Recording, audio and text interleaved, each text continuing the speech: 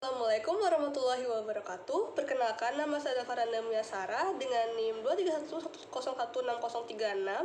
Sini saya akan menjelaskan sedikit tentang UU nomor 44 tahun 2009 pasal 39 tentang rumah sakit. Saya akan membacakan isi dari UU nomor 44 tahun 2009 pasal 39 ini. Pada ayat 1 berisi, dalam penyelenggaraan rumah sakit harus dilakukan audit. Ayat 2, audit sebagaimana dimaksud pada ayat 1 dapat berupa audit kinerja dan audit medis. Ayat 3, audit kinerja dan audit medis sebagaimana dimaksud pada ayat 2 dapat dilakukan secara internal dan eksternal.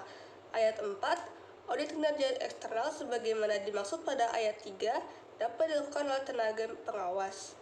Dan ayat 5, pelaksanaan audit medis berpedoman pada ketentuan yang ditetapkan oleh Menteri.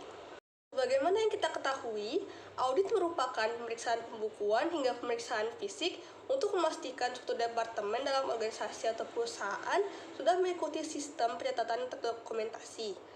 Audit sangat penting dilakukan karena dengan audit dilakukan maka kita dapat mengetahui ketertiban dan pelaksanaan dari suatu perusahaan, di mana yang akan saya bahas di sini adalah suatu audit dalam rumah sakit. Nah, kenapa sih audit itu wajib dilakukan? Jadi, kalau di rumah sakit, audit itu dapat mendukung manajemen dalam membuat keputusan dengan memberikan informasi yang akurat tentang kondisi rumah sakit dan memberikan rekomendasi untuk meningkatkan kinerja operasional rumah sakit. Nah, hal ini tuh dapat menguntungkan bagi pasien, tenaga medis, dan seluruh masyarakat yang akan berobat di rumah sakit.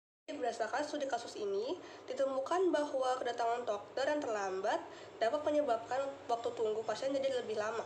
Hal ini disebabkan oleh terbatasnya jumlah dokter spesialis yang mereka tuh harus melakukan visit pasien terlebih dahulu sebelum melakukan praktek.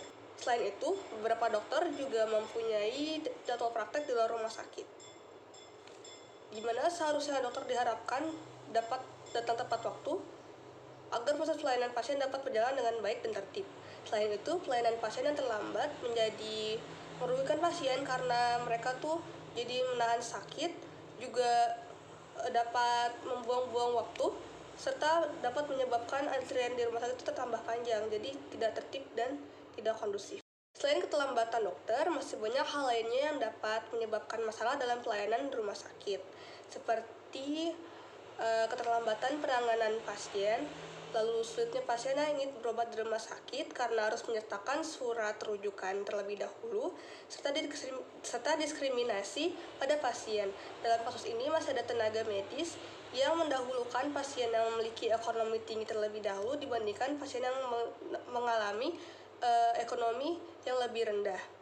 Sebab itu, maka audit dalam penyelenggaraan rumah sakit sangat penting karena berfungsi untuk meningkatkan kualitas manajemen rumah sakit melalui pemantauan sistematis yang dilakukan oleh pihak ketiga sehingga dapat meningkatkan transparansi, akuntabilitas, dan peningkatan performa rumah sakit.